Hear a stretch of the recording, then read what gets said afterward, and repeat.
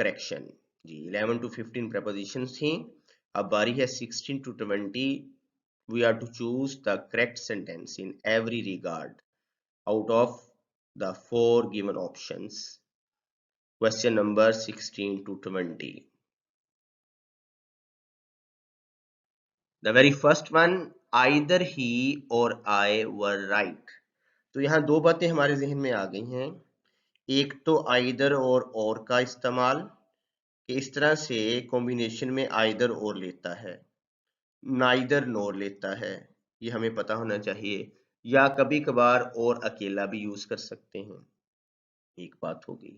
दूसरी बात कि हमें ये देखना है कि जो वर्ब है वर या वॉज जो भी यहाँ होगा उसने अपने करीब तरीन नाउन या प्रोनाउन सब्जेक्ट के मुताबिक वर्ब लेना है, करीब तरीन के मुताबिक।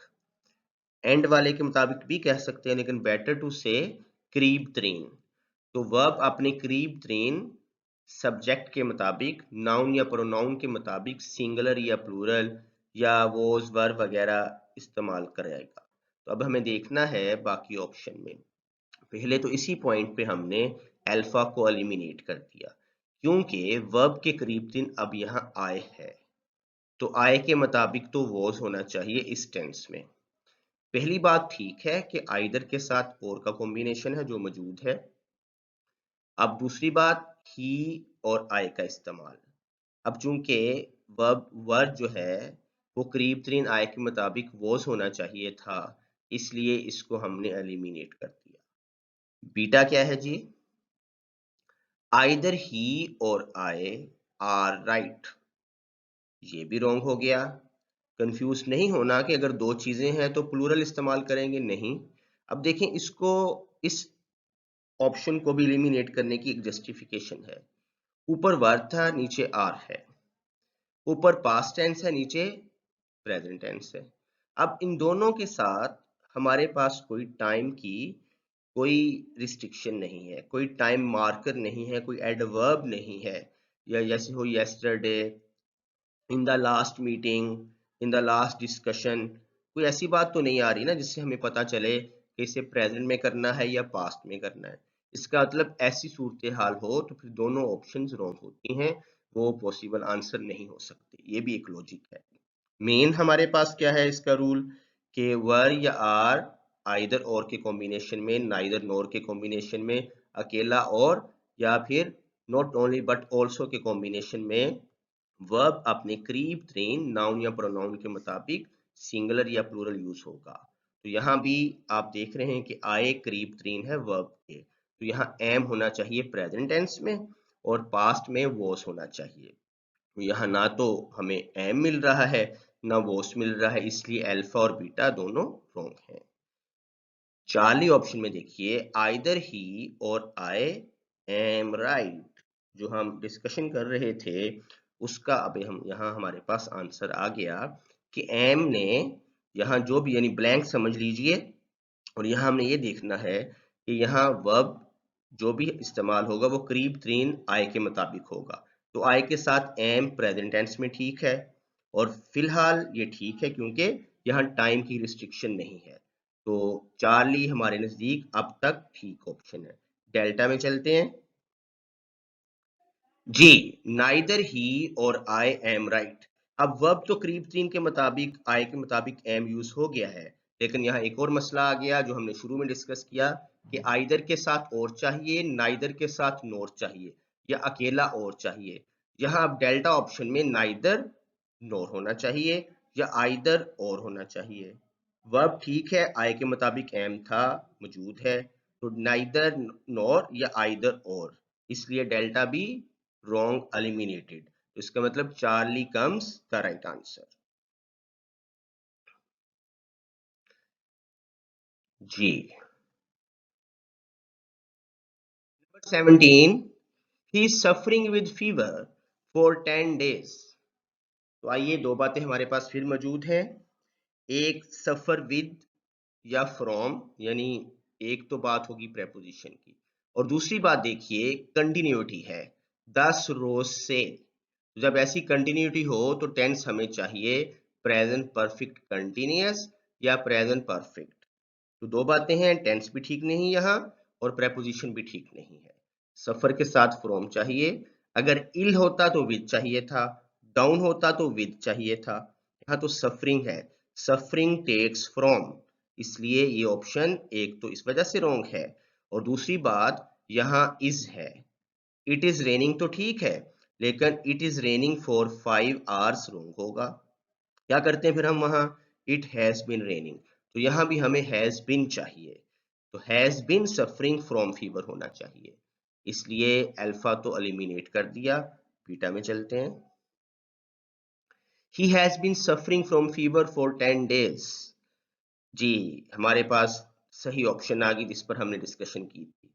तो हैज बीन ठीक है, साथ सफरिंग हो गया, प्रेजेंट परफेक्ट कंटिन्यूअस, फ्रॉम के साथ फीवर है, इट्स ओके, और 10 डेज के साथ फोर है, ये प्रेपोजिशन भी okay, for preposition, from preposition और हैज बीन सफरिंग टेंस। तो बीटा इस वक्त बिल्कुल ठीक आंसर है। चार्ली और डेल्टा को क्यों हम एलिमिनेट कर रहे हैं? चार्ली में फिर आ गया जी he is suffering, tense wrong हो गया, प्रेपोजिशन अब ठीक है, फ्रॉम फीवर, प्रेपोजिशन ठीक है लेकिन tense wrong. Delta he was suffering, again tense. अब यहाँ इज और वॉज का चार्ली और डेल्टा में डिफरेंस है। अगर पास्ट में बात करेंगे तो हैड बीन सफरिंग होना चाहिए, प्रेजेंट में बात करेंगे तो हैज बीन सफरिंग होना चाहिए, इसलिए चार्ली और डेल्टा क्योंकि इनमें कंटिन्यूटी सेंस के मुताबिक प्रेजेंट परफेक्ट कंटिन्यूअस या पास्ट परफेक्ट कंटिन्यूअस नहीं है, इसलिए चार्ली और डेल्टा को हमने एलिमिनेट कर दिया। और अल्फा में भी आपने देखा कि टेंस भी रॉन्ग है और साथ फीवर से पहले विद है, इसलिए हमारे पास beta comes the right option. Number 18, where does this road lead to? जी, अब यहाँ ग्रामेटिकल सेंस टेंस वाइज, तो यहाँ हमने देखना है कि हेल्पिंग वर्ब चाहिए नहीं चाहिए, प्रेपोजिशन चाहिए नहीं चाहिए। ये सेंटेंस वैसे रिकॉल किया हमने, एक बेल बजाई है इसने, हमने इसे मैट्रिक लेवल पे भी पढ़ा हुआ है, ये सड़क किधर जाती है, where does this road lead to, तो सीमिंगली ये टेंस बिल्कुल ठीक है। बीटा में चलते हैं। Where do this road lead to, क्यों एलिमिनेट किया, दिस रोड थर्ड पर्सन का सिंगुलर है, इसे डज चाहिए डू नहीं चाहिए, डज चाहिए डू नहीं चाहिए। चार्ली में क्या प्रॉब्लम है, where to this road lead, देखिए बिल्कुल ही ऑकवर्ड स्ट्रक्चर, ये आप देखते साथ ही आपने एलिमिनेट कर दिया होगा, आई होप सो। तो यहाँ देखें डू डज वगैरह कुछ भी यूज नहीं हुआ, इसलिए चार्ली भी गया। और डेल्टा में क्या प्रॉब्लम है, where this road leads to, question है तो इसका स्ट्रक्चर क्वेश्चन के लिए हमें डज चाहिए, यहाँ helping verb, where does this road lead to होना चाहिए जो मौजूद नहीं है, इसका मतलब alpha is the right option, where does this road lead to.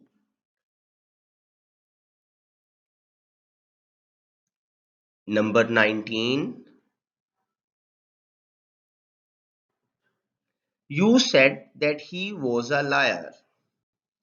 आइए इसको एनालाइज करते हैं। यू सेड पास्ट है, बात बताई है वो इनडायरेक्ट हो गई, दैट का इस्तेमाल हो गया। You said that he was a lawyer, अब ठीक है, पास्ट के मुताबिक सीक्वेंस ऑफ टेंसेस के मुताबिक पास्ट ही चाहिए था, जो वॉज मौजूद है, आर्टिकल भी मौजूद है लायर से पहले। आपने कहा कि वो झूठा है, वो एक झूठा शख्स है या था, दोनों सूरतों में है या था, उर्दू में हम है कहेंगे बेहतर है। You said that he was a lawyer, grammatically ठीक बन रहा है। बीटा चार्ली डेल्टा में देखते हैं है कोई प्रॉब्लम या उनमें से कोई सही है, आइए देखते हैं। You say that he were lawyer, अच्छा अब यू से यू सेड, इसमें कोई ऐसा मजाइका नहीं है, हो सकते हैं पहले वाली जो मेन क्लोज है उसका टेंस प्रेजेंट या पास्ट दोनों हो सकते हैं, लेकिन आपने आगे देखा कि लायर से पहले एक तो आर्टिकल ए नहीं है क्योंकि लायर एक नाउन है, इसे आर्टिकल चाहिए। दूसरी बात कि ही के साथ हमें वॉज चाहिए, वर नहीं। ही वर लायर कब होगा, अनरियल कंडीशन में, यहाँ अनरियल कंडीशन कोई नहीं हो रही, यहाँ तो सिंपल बात बताई जा रही है, तो इसलिए वर नहीं होना चाहिए, वॉज अ या इज अ होना चाहिए था, इसलिए बीटा एलिमिनेट कर दिया। चार्ली में देखिए, you told that he is a liar. जज कीजिए, इसमें भी दो प्रॉब्लम्स हैं, एक नहीं दो। पहली बात, टोल्ड ट्रांजिटिव वर्ब है इस सेंस में, टोल्ड के बाद हमें ऑब्जेक्ट चाहिए। You told me, you told them, you told her, कुछ ना कुछ यहाँ हमें प्रोनाउन या नाउन चाहिए जिसे यू ने बताया। एक तो यहाँ उस ऑब्जेक्ट की कमी है, दूसरी बात चूंकि ये पास्ट टेंस है तो सीक्वेंस वाइज आगे वाला हिस्सा भी पास्ट में आना चाहिए, वॉज। कब नहीं चाहिए होता पास्ट हमें? जब आगे वाले हिस्से में दैट वाले हिस्से के बाद या दैट वाले हिस्से में कोई यूनिवर्सल ट्रूथ है, कोई प्रोवर्ब है, कोई इस तरह की कोई कोटेशन आ रही है जो हमेशा दुरुस्त है, तो फिर हम प्रेजेंट यूज कर सकते हैं। जैसे teacher told us that the sun rises in the east, ऐसी बात हो तो प्रेजेंट हो सकता है, तो यहाँ ऐसी कोई सूरत हाल नहीं है, तो टोल्ड के साथ ऑब्जेक्ट नहीं है और पास्ट की वजह से इसको वॉस में होना चाहिए था, एलिमिनेट कर दिया चार्ली को। Delta, you said that he is a liar. अब चार्ली और डेल्टा में फर्क टोल्ड और सेड का है। सेड यूज किया जा सकता है बगैर ऑब्जेक्ट के, ये इंट्रांसिटिव यूज हो जाता है, तो प्रॉब्लम अगेन आगे वाले हिस्से में है। सेड पास्ट है तो आगे भी पास्ट होना चाहिए था, इसको वॉस होना चाहिए। तो इसका मतलब अल्फा ऑप्शन जो हमने सबसे पहले पढ़ी है, डिस्कस की है, that is our correct answer, that is you said that he was a liar. One number 20. The matter was between he and I. बहुत एक जनरल सा और बेसिक सा प्रिंसिपल है कि नॉर्मली यूजुअली प्रेपोजिशंस के बाद केस ऑब्जेक्ट आता है, यानी प्रेपोजिशन के बाद अगर हम कोई नाउन या प्रोनाउन यूज करते हैं तो नॉर्मली उसका केस ऑब्जेक्टिव होना चाहिए। प्रेपोजिशंस के बाद अगर कोई नाउन या प्रोनाउन आएगा तो वो ऑब्जेक्ट कहलाता है और ऑब्जेक्ट ने हमेशा ऑब्जेक्टिव केस में आना है। देखिए, इसी वजह से हम बोलते हैं this packet is for him, हम ये नहीं कहते this packet is for he. Justification क्या है? फॉर प्रेपोजिशन है, तो फॉर प्रेपोजिशन के बाद नाउन ने या प्रोनाउन ने ऑब्जेक्टिव केस में इस्तेमाल होना है क्योंकि वो ऑब्जेक्ट बन जाता है। ऑब्जेक्ट की एक डेफिनेशन हमें पता है, function that receives the action. दूसरी डायमेंशन हमारे सामने आ गई कि अगर कोई नाउन या प्रोनाउन किसी प्रेपोजिशन के साथ अटैच होगा तो वो भी उस प्रेपोजिशन का ऑब्जेक्ट होता है, प्रेपोजिशनल ऑब्जेक्ट कहलाता है, उसने ऑब्जेक्टिव केस लेना है। अब बिटवीन यहाँ हमारे पास प्रेपोजिशन आ गई है, बिटवीन के बाद ही जो है ये तो सब्जेक्टिव केस है, ये तो सब्जेक्ट के तौर पर हम ही यूज करते हैं, ऑब्जेक्ट के तौर पर हम हिम यूज करते हैं, तो यहाँ होना चाहिए बिटवीन हिम। और इसी तरह से आई भी सब्जेक्ट है, इसको ऑब्जेक्ट के तौर पर मी होना चाहिए था, तो क्या बना फिर? The matter was between him and me होना चाहिए। अगर ऐसी ऑप्शन मिलती है जो कि होनी चाहिए, that is our right answer. देखते हैं बाकियों में क्या प्रॉब्लम है। बीटा ऑप्शन में देखें जी, the matter is between he and me. यहाँ मी तो ठीक हो गया लेकिन ही भी हिम होना चाहिए था। टू प्रोनाउंस यूज हुई हैं ही एंड आई, दोनों को ऑब्जेक्टिव केस में होना चाहिए। अगर एक में होगा तो रॉन्ग, जैसे यहाँ मी है तो रॉन्ग हो गया। चार्ली में क्या बात है? The matter is between he and I, यहाँ again he and I he use हुआ है। फर्क यह है कि अल्फा में वॉज था और चार्ली में इज है। इससे भी हमें एक मरतबा फिर पता चला कि अल्फा और चार्ली दोनों नहीं हो सकते क्योंकि अगेन टाइम की कोई बात नहीं की गई यहाँ। इस हिसाब से वॉज और आए दोनों नहीं हो सकते, या तो टाइम फ्रेज दिया हो, कोई टाइम फ्रेम दिया हो, कोई हो जी last month, in the last meeting, in the current meeting, फिर हम प्रेजेंट या पास्ट में किसी को प्रेफरेंस देते। तो ये भी एक टिप है कि अल्फा और चार्ली इस वजह से दोनों रोंग हैं। अब या तो बीटा ठीक है या डेल्टा।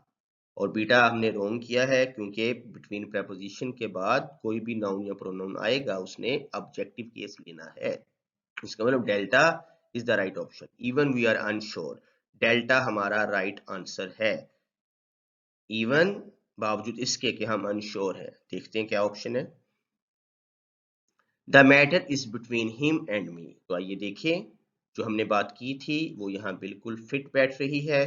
बिटवीन के बाद हिम ही का ऑब्जेक्टिव केस और मी आई का ऑब्जेक्टिव केस। तो इस तरह से बिटवीन प्रेपोजिशन के बाद दोनों बातें बिल्कुल ठीक हैं। इसका क्या मतलब हुआ, डेल्टा ठीक हो गया। The matter is between him and me, this is between you and me. ये बात मेरे और आपके दरमियान है, this is between you and me.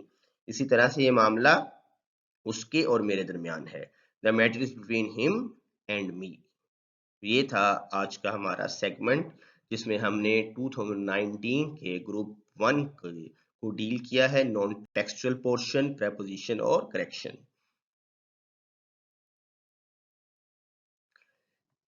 Any questions on your side? Come on. Questions enhance our understanding and remove our confusion.